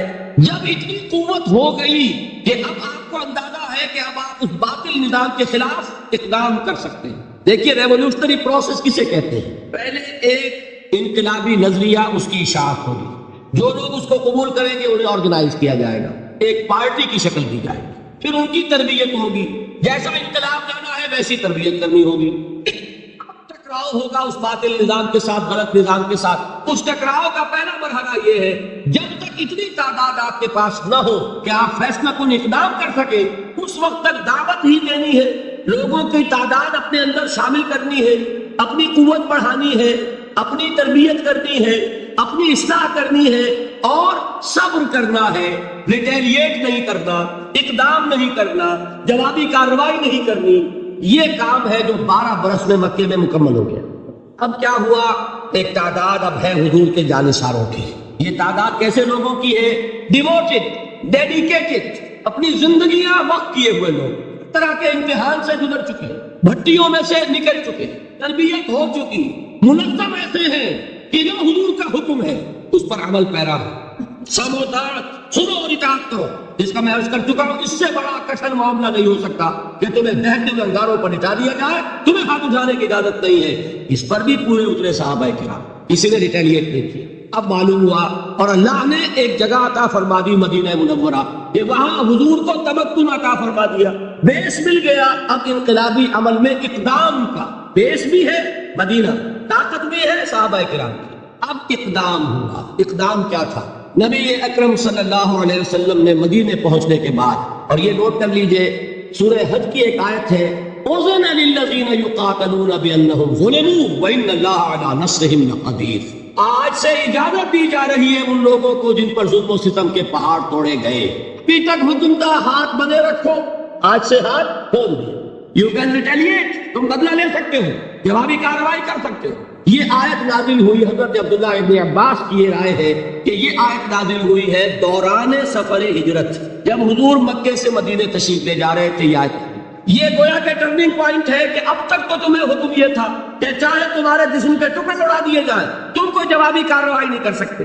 اب وہ حکم بدل گیا، اب تم اقدام کرو، جوابی کارروائی کرو۔ حضور نے کیا کیا اس کو سمجھ لیجئے، یہ سیرت کا بہت اہم باب ہے اور نگلیکٹڈ ہے، توجہ نہیں ہوئی اس پر۔ واقعات موجود ہیں سیرت کی کتابوں میں، ان واقعات کی اہمیت کیا ہے، ان سے کیا نتیجہ نکلتا ہے، اس پر زیادہ توجہ نہیں ہوئی۔ حضور نے مدینے پہنچ کر 6 مہینے تو کوئی اقدام نہیں کیا، اپنی پوزیشن کو کنسولیڈیٹ کیا۔ 3 اہم کام کیے۔ مسجد نبوی کی تعمیر کے ایک مرکز وجود میں آ جائے، وہی اب آپ کی تربیت گاہ ہے، وہی خانقاہ ہے، وہی گورنمنٹ ہاؤس ہے، وہی درسگاہ ہے، اصحاب صفہ ہے، حضور صلی اللہ علیہ وسلم ہے، نماز با جماعت ہے، خطبہ جمعہ ہے، تو خانقاہ بھی وہی، تربیت گاہ بھی وہی، درسگاہ بھی وہی، گورنمنٹ ہاؤس بھی وہی۔ دوسرا کام کیا کیا؟ جو یہودی قبائل تھے ان کو جکڑ لیا، معاہدوں میں معاہدے کر لیے، تاکہ مدینے کے ڈیفنس کے لیے جوائنٹ ڈیفنس، اگر مدینے پر حملہ ہوگا طے ہو گیا کہ مل جل کر ڈیفینڈ کریں گے۔ یہ ایک بہت بڑا اقدام ہے۔ یہ تو آپ جو مستشرقین ہیں ان کی اگر کتابیں پڑھیں، Muhammad at Mecca, Muhammad at Medina, by Montgomery Watt, تو آپ کو پتا چلے گا کہ کیا کیا تعریفیں لوگوں نے کی ہیں کہ کس قدر اہم اقدام تھا اور کتنی دور بینی اور پیش بندی کا معاملہ کیا تھا محمد رسول اللہ۔ تیسرا کام کیا کیا؟ مواخات مہاجرین اور انصار کو جوڑ کر ایک وحدت بنا۔ آپ کو معلوم ہے اس کی تاریخ میں کوئی مثال نہیں ہے، ایک انصاری ایک مہاجر بھائی ہو گئے تو لوگوں نے گھر تقسیم کر دی، دکانیں تقسیم کر دی، کاروبار بانٹ دیے۔ یہاں تک واقعہ ملتا ہے کہ ایک انصاری صحابی اپنے مہاجر بھائی کو گھر لے گئے، فرمایا یہ میری 2 بیویاں ہیں، ان میں سے جو تمہیں پسند ہو اشارہ کر دو، میں ابھی طلاق دے دوں گا تاکہ تم ان سے شادی کر لو۔ میں یہ برداشت کرنے کو تیار نہیں کہ میرے گھر میں 2 بیویاں ہوں اور میرے بھائی کا گھر جو ہے وہ آباد ہو۔ کوئی مغالطہ آپ کو نہ ہو جائے، کوئی غلط دلیل اس سے آپ نہ لے۔ اس وقت تک پردے کا حکم نہیں آیا تھا، پردے کا حکم بعد میں آیا، وہ سن 5 میں آیا، 6 میں، سورہ نور میں، سورہ احزاب میں۔ یہ تو 5 اور 6 کی صورتیں ہیں۔ یہ واقعہ ہو رہا ہے سن 1 ہجری میں، تو ابھی پردے کا حکم تھا نہیں، پردہ اس معاشرے میں تھا نہیں۔ گھر لے گئے سیدھے، یہ 2 بیویاں ہیں اور ان میں بھی چوائس تمہارا، جو تم پسند کرو۔ یہ 3 کام ہے انٹرنل کنسولیڈیشن، اور اس کے بعد آپ نے اب چھاپا مار دستے بھیجنے شروع کر دیے مکے کے خلاف۔ اقدام، وہ اقدام کیا ہے جدید اصطلاح میں بات سمجھا دوں گا۔ 2 کام، political isolation of Quraysh and economic blockade of Mecca. حضور تشریف لے گئے، ایک قبیلے سے آپ نے معاہدہ کر لیا، وہ قبیلہ یا تو پہلے حلیف تھا قریش کا، اب حلیف ہو گیا محمد کا صلی اللہ علیہ وسلم۔ قریش کی آئسولیشن ہو رہی ہے اور حضور کی قوت بڑھ رہی ہے، یا یہ کہ ان کا بھی معاہدہ ہو گیا ان کا بھی ہو گیا تو نیوٹرل تو ہو گیا نا۔ یہ ہے پولیٹیکل آئسولیشن آف قریش۔ اور اکنامک بلاکیڈ کیا ہے؟ قریش کا کیا تھا ذریعہ معاش؟ تجارتی قافلے کہاں جاتے تھے؟ شام وہ راستہ گزرتا تھا بدر کے پاس سے، اور جاتے تھے یمن وہ راستہ گزرتا تھا طائف ہو کر۔ حضور نے دونوں پر دستے بھیجنے شروع کر دیے. He proved his military presence on the caravan routes of Quraysh. بات سمجھ رہے؟ اور ایک جو اس پہ خاص طور پہ لشکر بھیجا آپ نے وہ نخلا بھیجا. نخلا ایک وادی ہے، آپ حضرات اگر کبھی گئے ہو تو مکے سے جب طائف کی طرف جاتے ہیں تو درمیان میں وادی آتی ہے، وادی نخلا. اب آپ اندازہ کیجئے کہاں مدینہ، وہاں سے ایک لشکر کیا چھوٹا سا دستہ 12 افراد، ایک چھوٹا سا چھاپا مار دستے تو ایسے ہوتے ہیں چھوٹے، وہ لشکر تھوڑا ہی ہوتا ہے. حضرت عبداللہ ابن جہش اس کے کمانڈر، انہیں ایک سیلڈ لیٹر دیتے ہیں حضور، بہت لگا ہوا کہ مدینے سے 2 دن کی مسافت پر باہر نکل کر پھر کھولنا اس کو، اور جو اس میں لکھا ہوا ہے انسٹرکشنز جو ہے کیری آؤٹ کرو. اتنی سیکریسی. جب وہ نکلے 2 دن کے فاصلے پہ باہر چلے گئے، کھولا لکھا وادی نخلا میں قیام کرو اور وہاں جا کر قریش کی نقل و حرکت پر نگاہ رکھو اور ہمیں اطلاع دیتے رہو.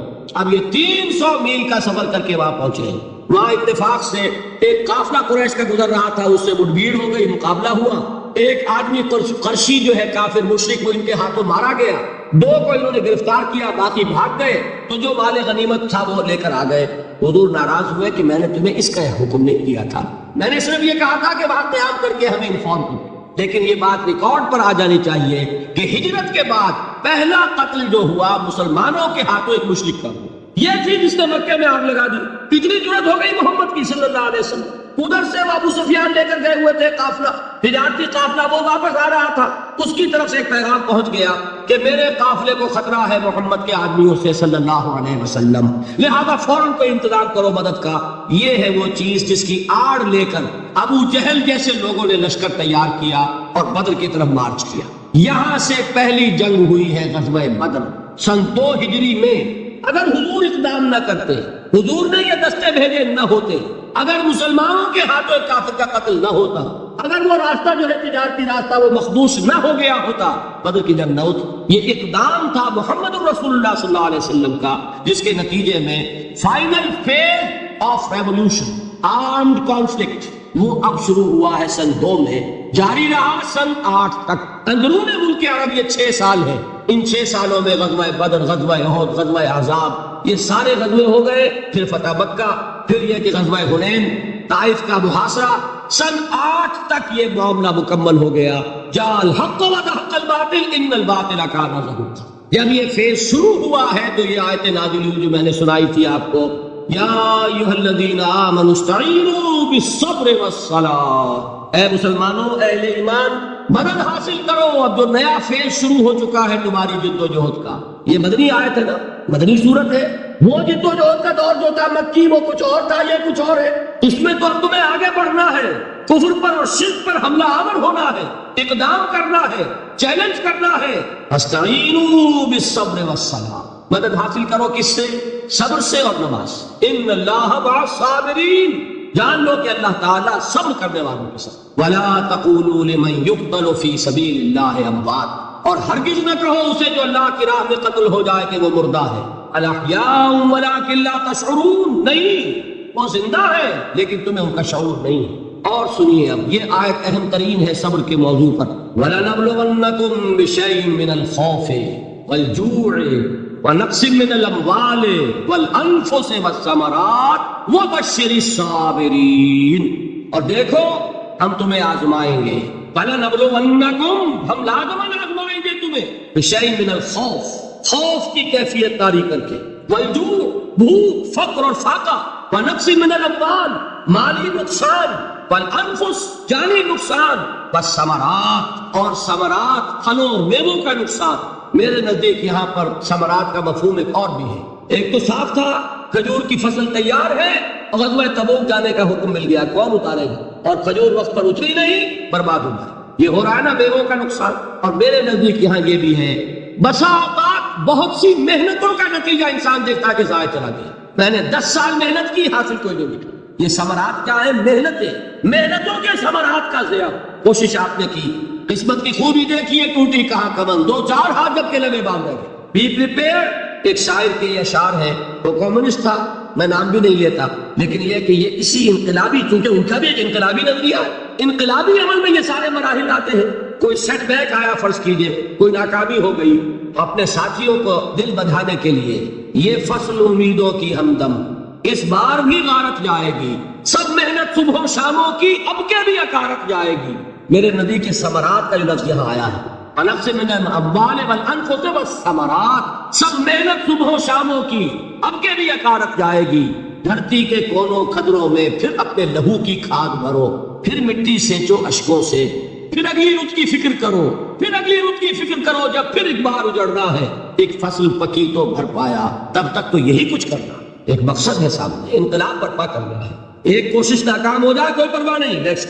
پھر تیار رہو ناکامی کے لیے. ایسا نہ ہو جو انگریزی میں کہتے ہیں hope for the best but be prepared for the worst. ایسا نہ ہو کہ دوسری مرتبہ ناکام ہو کے بددل ہو جاؤ، تمہاری ہمتیں جواب دے جائیں. نہیں، پہلے سے تیار رہو کہ دوسری مرتبہ بھی ناکامی آئے تو آئے، لیکن جب تک یہ کامیابی حاصل نہیں ہوتی ہمیں یہ کام کیے تھے. دیکھیے سیرت میں آیا کہ نہیں ہے واقعہ. بدر میں مسلمانوں کو فتح ہوئی تو احد میں زک پہنچی کہ نہیں؟ 70 صحابہ شہید ہوئے کہ نہیں؟ اگر ان کی ہمتیں جواب دے جاتی تو گاڑی کیسے چلتی آتی؟ تو فرمایا وَلَنَبْلُوَنَّكُمْ بِشَيْءٍ مِّنَ الْخَوْفِ وَالْجُوعِ وَنَقْصٍ مِّنَ الْأَمْوَالِ وَالْأَنفُسِ وَالثَّمَرَاتِ. ہم تمہیں لازماً آزمائیں گے خوف کی کیفیت سے، فقر و فاقے کی کیفیت سے، بھوک سے، جان کے نقصان سے، مال کے نقصان سے، محنتوں کے حاصل کے ضائع ہو جانے سے. وَبَشِّرِ الصَّابِرِينَ، اور اے نبی بشارت دیجئے صبر کرنے والوں. الذین اذا اصابتهم مصیبۃ، وہ کہ جب ان پر کوئی تکلیف آئے، کوئی مصیبت آئے، کوئی آزمائش آئے، قالوا انا للہ وانا الیہ راجعون، وہ یہ کہے کہ ہم اللہ ہی کے ہیں، اللہ ہی کی طرف لوٹ جانا. یہ وہی انداز ہے جو میں نے فارسی کا شعر سنایا تھا آپ کو کہ سر تسلیم خم ہے جو مزاج یار میں، وہ ہمارا مولا ہے، ہمارا آقا. اگر اسے یہی منظور ہے تو ہمیں بھی یہی منظور. میں نے تسلیم و رضا کی بات کی تھی نا، آپ کو کچھ شعر سنائے تھے. ایک شعر اور سنیے، اور یہ کس کا ہے؟ محمد علی جوہر کا. ایک مرتبہ جیل گئے، ان کی ایک بیٹی جوان بیمار ہوئی، موت ہو گئی. باہر چھوڑا انگریز نے، جاؤ بھائی دفن کر دو بیٹی.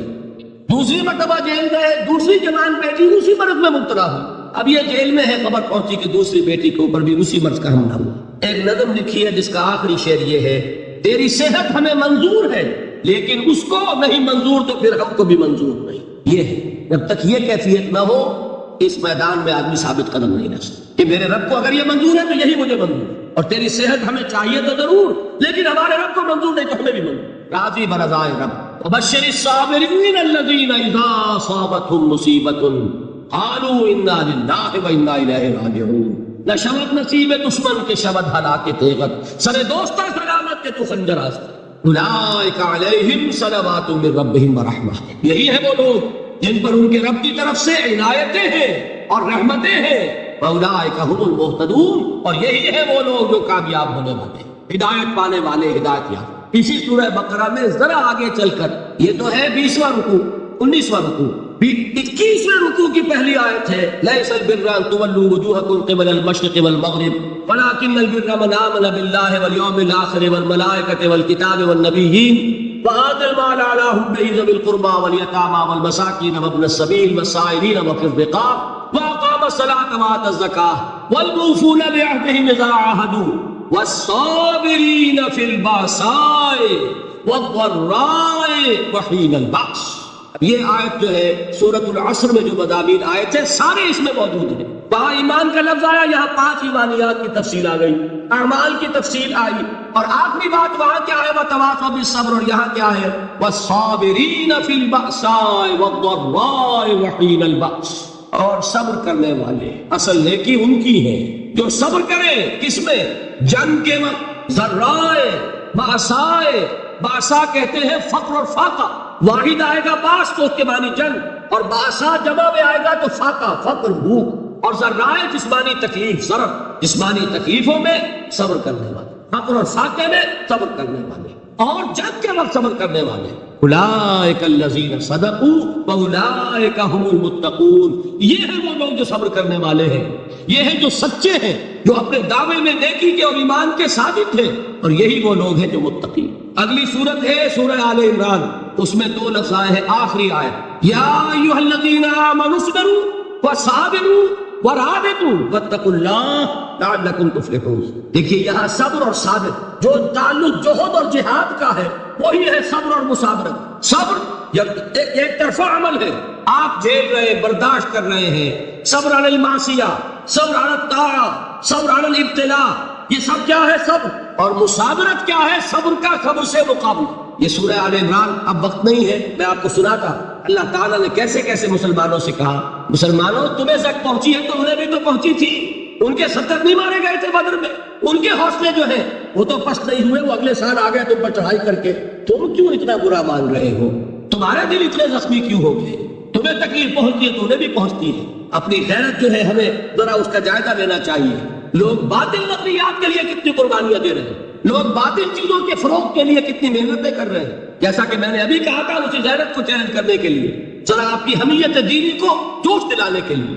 قادیانی نوجوان کتنی تعداد میں اپنے آپ کو دین کے لیے وقف کرتا ہے، اور آپ کتنے نوجوان ہیں جو اپنے آپ کو دین کے لیے وقف کرتے ہیں، اور وہ کھاتے پیتے گھرانوں کے لوگ. یہ نہیں ہے کہ اگر کوئی اور کام نہیں کر سکتا تو پھر یہ ہے کہ وہ دین کے کام میں لگ جائے. باصلاحیت لوگ، کھاتے پیتے لوگ، ذہنی استعداد رکھنے والے لوگ، اونچے گھرانوں کے لوگ وہ وقف کریں اپنے آپ کو دین کے لیے. اس کے بغیر کیسے باہر آ جائے گی، کیسے عورت آ جائے؟ تو دنیا میں باطل نظریات والے جو ہیں، یہ بات کہی گئی ہے مسلمانوں، تم اگر توحید کے لیے لڑ رہے ہو، دیکھتے نہیں ابو جہل کو، اس نے گردن کٹوائی ہے شرک کے لیے، شرک کے لیے گردن کٹوائے، اور تم توحید کے لیے گردن کٹوانے کو تیار ہو. اس نے گردن کٹوائی کہ نہیں کٹوائی؟ اور کس طرح کٹوائی ہے؟ جو کہ بڑا متکبر قسم کا، فرعون قسم کا شخص تھا.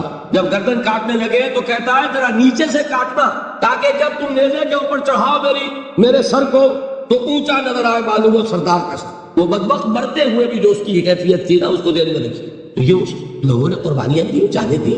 تو فرمایا اگر تم ان سے زیادہ قربانی نہیں دو گے، جو نوٹ کر لیجیے اس کو، مجرد اگر حق کو غالب کرنا اللہ کے ذمے ہو تو آنے واحد میں غالب کر دے گا، تمہیں تکلیف ہی دینے کی ضرورت ہے. سمجھ رہے؟ کیا اللہ کے مقابلے میں کوئی باطل کی طاقت ٹھہر سکتی ہے؟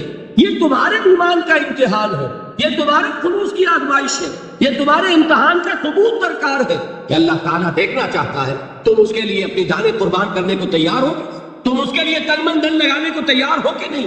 اور یہ جان لو کہ اگر کفار اور مشرکین اور ملحدین اور باطل نظریات والے وہ جو کچھ قربانیاں اپنے باطل نظریات کے لیے دے رہے ہیں، ان سے زیادہ اگر تم نہیں دو گے تو حق غالب نہیں ہوگا.